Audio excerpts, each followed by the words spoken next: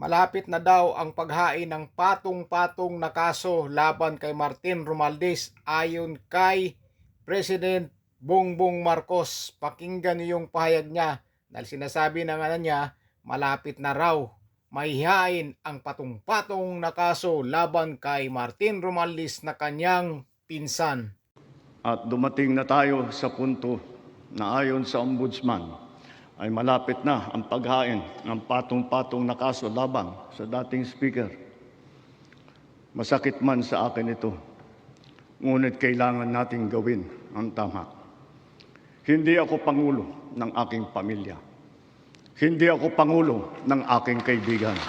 Ako ay pangulo ng Pilipinas at ang tungkulin ko ay sa inyo, ang aking mga kapwa Pilipino.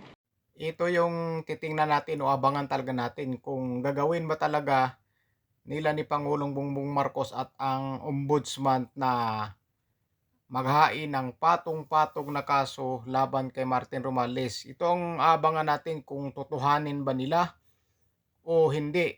O tingnan din natin kung ano ang sasabihin ni Martin Romualdez kapag narinig niya ito o napanood niya itong suna ni Pangulong Bongbong Marcos na ayan nga, kakasuhan na siya na ng patong-patong na kaso. Maganda talaga itong abangan kung ano ang sasabihin ni Martin Romualdez na ngayon sinasabi na nga ni BBM na kakasuhan siya at patong-patong pa.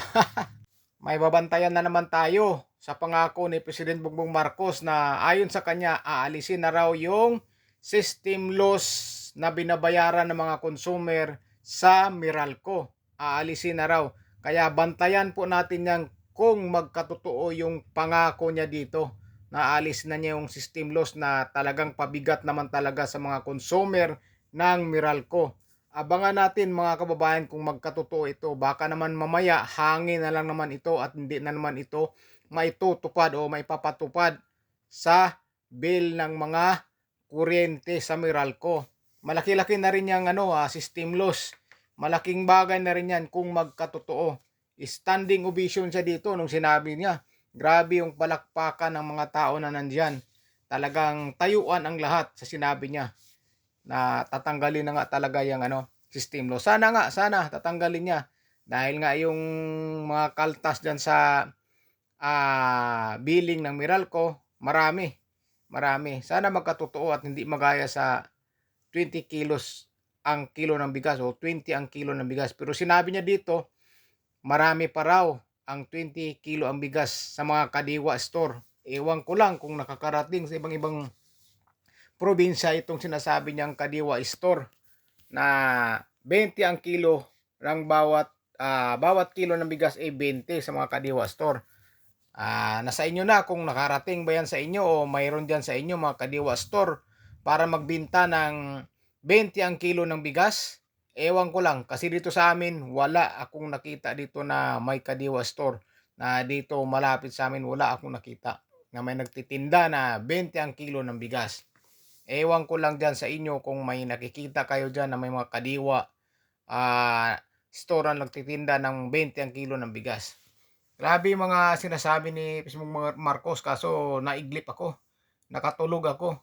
Naabutan ko lang yung sinasabi niya na babawasan yung system loss. Sana hindi na naman hangin ito o hanggang salita lang.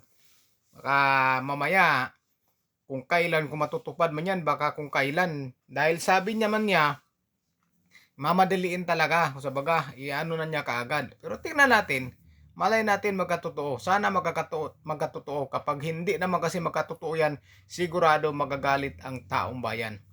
At sana, abangan natin talaga na tutuluyan nilang kakasuhan ng patong-patong na kaso si Romualdez. Tingnan natin kung hindi drama tong gagawin nila. Baka mamaya puro kadramahan lang yan eh. Di ba? Baka puro kadramahan lang yan. Baka abuti ng siyam-siyam yan, wala pa rin kaso si Romualdez. Baka mamaya sabihin na naman na imbestigahan pa, talagang hanapan pa ng matibay na ebidensya, di ba? Sana ituloy nila yan. Kapag hindi, grabing galit ng taong bayan dito. Magagalit talaga lalo ang taong bayan sa kanya. Pero kung totoo man yan, at hindi sila nagsinungaling o kadramahan lang yan, ano kaya ang masasabi ni Martin Romualdez sa kanyang pinsan na si BBM. Sigurado magsasalita yon kung talagang tutuluyan nila, magsasalita yon kung hindi lang drama ito. Baka mamaya kasi iniisip ko baka mamaya drama-drama lang ba. Sana naman hindi. Sana naman hindi drama. At sana naman seryoso ito si BBM na talagang kakasuhan niya ng patong-patong ang kanyang pinsan. 'Di ba? Sana hindi drama. Pero kapag manahimik lang yan siguro si Romualdez, alam na natin kung manahimik yan. Kasi kung totoo yung sinasabi ni Marcos at hindi alam ni Romualdez na kakasuhan yan ng patong-patong, magsasalita yan. Magsasalita talaga yan. Mandadama yan. Marami yang babanggitin na pangalan. Hindi papayag yan na siya lang yung kakasuhan dyan sa flood control na korupsyon. Sigurado, marami siyang babanggiting pangalan dyan. So baka idadamay niya. Kung hindi drama ang gagawin nila, pero kung drama, wala, mananahimik lang yan. Hindi yun magsasalita kung drama lang yung gagawin nila. Kunyari na lang yung kaso, pagdating sa Sandigang Bayan, baka mamaya ibasura din yung kaso, di ba? Ganon din. Nakahain yan ng patong-patong na kaso, ipagdating na naman Sandigang Bayan, paano kung ibasura lang din? Di wala rin nangyayari, di ba? Kaya ito talagang bantayan natin kung tutuhanin niya o talagang hindi drama tong gagawin nila. Kasi kung drama, wala. Dismiss na din yung kaso na yan. Makakasuhan nga siya pero i-dismiss lang din siguro. At sana naman hindi yung mangyayari. At sana magiging totoo talaga yung mga sinasabi niya. Lalong-lalo na rin yung system loss ng bill ng kuryente sa Meralco. Sana maalis yan. Maraming nagrereklamo dyan. Ang laki-laki. Di ba? System loss. Nawawalang mga kuryente sa Meralco. Mga consumer ang magbabayad na wala namang pakinabang ang mga consumer dyan. Alam nyo ba yung mga system loss na binabayaran natin? Yan yung mga jumper, nagja-jumper. Yung mga nagja-jumper ng mga bahay, tayo ang nagbabayad ng mga nakonsumo nila niyan. Hinaghati-hati yan sa lahat ng mga member ng Meralco.